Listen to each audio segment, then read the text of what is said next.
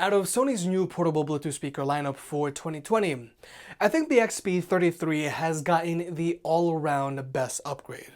I like that the XB33 has gone back to an XB31 design aesthetic, making it way more durable than the XB32.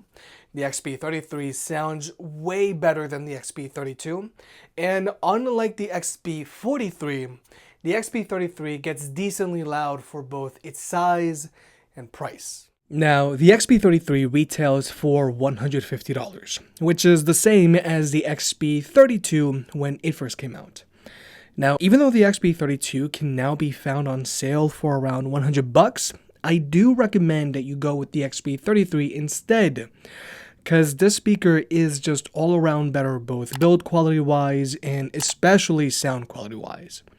So if you want to pick this speaker up, it'll be linked down below. Now, personally, I like how the XB32 looks, but I wouldn't recommend this speaker to someone who is looking for a speaker to constantly take on the go with them, because the speaker has a mostly soft touch body that can get scratched very easily. Whereas the XB33 has gone back to a mostly fabric covered body that I do prefer, because this fabric body will be able to stand up to constant bumps and scrapes much better than soft touch can. But just like before, the XB33 is IP67 rated, so you don't have to worry about getting the speaker wet, but this speaker does now have those exposed passive radiators on either side that you want to be mindful about not pushing in. Now, size-wise, these speakers are roughly the same size of one another, but the XB33 is a little heavier than the XB32, because it weighs in at 2.4 pounds, whereas the XB32 weighs in at 1.9 pounds. But ultimately, there isn't a huge weight difference between these two speakers like we saw with the XB43 and XB41. But something that has been greatly improved on the XB33 from the XB32 is its light feature. Mainly because its transducers now light up just like on the XB43 and XB41. And given with the fact that the XB33 has these uniquely shaped transducers, the XB33 really does look very cool. And from Sony's app, you've got a few different lighting modes to choose from, but the main ones here are Rave, Chill, and Strobe. Now, no, this lighting feature isn't amazing, and it certainly isn't the best one out there, but I think it looks decent. But now I want to quickly address Sony's other app for this speaker called Fiestable. With this app, you can go in and specifically choose what color you want your speaker to flash. But this app is just so clunky and is laid out like an app from 2010, and I never really use it. Now, when it comes to tech specs, the XB33 has finally been upgraded to USB-C charging, unlike the XB32. So if you're an Android user, you can charge your phone and speaker with the same cable, which is great. But I do want to point out that this USB-C port is strictly used for charging. You can't use this USB-C port as a wired connection, and you can't use this USB-C port to charge your own devices. And it's also very important to point out that this speaker only comes included with a USB-C to USB-A cable, so you gotta use your own wall adapter. Because unlike the XB43, this speaker doesn't come included with a complete charging cable. Now, when it comes to battery life, the XB33 has an advertised battery life of 24 hours. But that's while this speaker is set to stamina mode, playing at 50% volume, and with the light feature turned off. And plainly said, this speaker isn't worth using while in stamina mode, because while in stamina mode, this speaker sounds very flat. But the speaker also has an advertised battery life of 14 hours while in extra bass mode. Now, real-world use with this speaker playing at maximum volume while in extra bass mode and with the light feature turned on, this speaker is good for around 3.5 hours of playback time. And with this speaker set to 80% volume, I found that this speaker is good for around 7 hours of playback time. So overall, I do think the XB33 has decent real-world battery life performance. Now, when it comes to Bluetooth connectivity, the XB33 has been upgraded to Bluetooth 5.0. But just like the XB32, the XB33 can still be connected to two devices at the same time, so you and a friend can both be DJ, Both of these speakers have zero latency across the board whenever you're going to watch movies or videos on your phone, whether you're using an iPhone or an Android device, and both of these speakers have SBC, AAC, and LDAC support. But unfortunately, one major downgrade the XB33 has gotten from the XB32 is that it no longer has an audio jack. Now personally, I don't mind not having an audio jack, but I still feel that a speaker of this size should still have an audio jack just in case. But at least the speaker still does have a USB-A out port so that you can charge your own devices. But now let's talk about listening to music with these speakers. The XB33 has an all-new speaker setup from the XB32. The XB33 has all new frontward firing transducers and new dual passive radiators that shoot out the sides, whereas the XB32 has your traditional circular transducers and its passive radiators shoot out the front and back of the speaker. Even though the XB33 does sound significantly better than the XB32, the only thing that I miss about the XB32 on the XB33 is that you can't easily amplify the bass on the XB33 by simply placing it up against a wall like you can with the XB32. But other than that, the XB33 does sound better than the XB32. But before we jump into the sound test, I do want to quickly address stamina mode and live sound mode. All live sound mode does is that it adds a whole bunch of reverb to your music, so I never use it. And all stamina mode on the XB33 is just standard mode on the XB32. And all stamina mode does on the XB33 is that it severely reduces the bass on the speaker to make it more power efficient.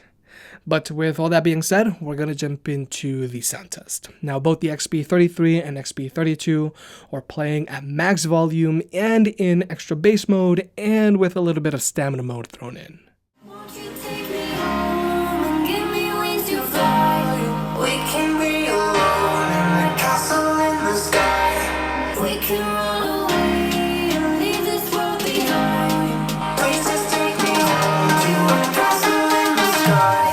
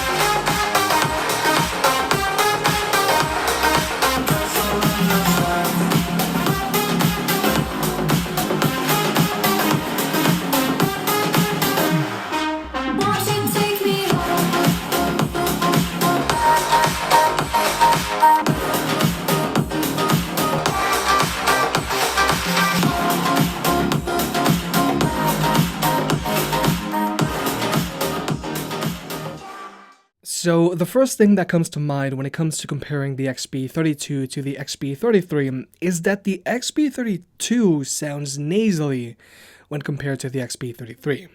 The mids on the XB32 are way more exaggerated than on the XB33. But more importantly, the XB33 has significantly better SMS separation and a much wider soundstage. But also, the bass on these speakers is very different. The bass on the XB33 resonates deeper and cleaner, whereas the bass on the XB32 just kicks harder. Now, when it comes to maximum volume, the XB33 gets just as loud as the XB32. And overall, I do feel the XB33 gets decently loud for both its size and price range.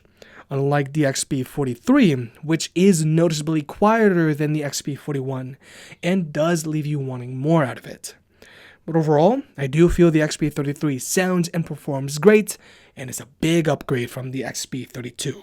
Now, personally, I just like to use this speaker while in extra bass mode when I'm going to listen to music, and I switch it over to stamina mode when I'm going to listen to a podcast, because the bass on this speaker can get a little overpowering when people are talking. But if you want to, you can also adjust the bass, mids, and treble on this speaker through Sony's app to your liking.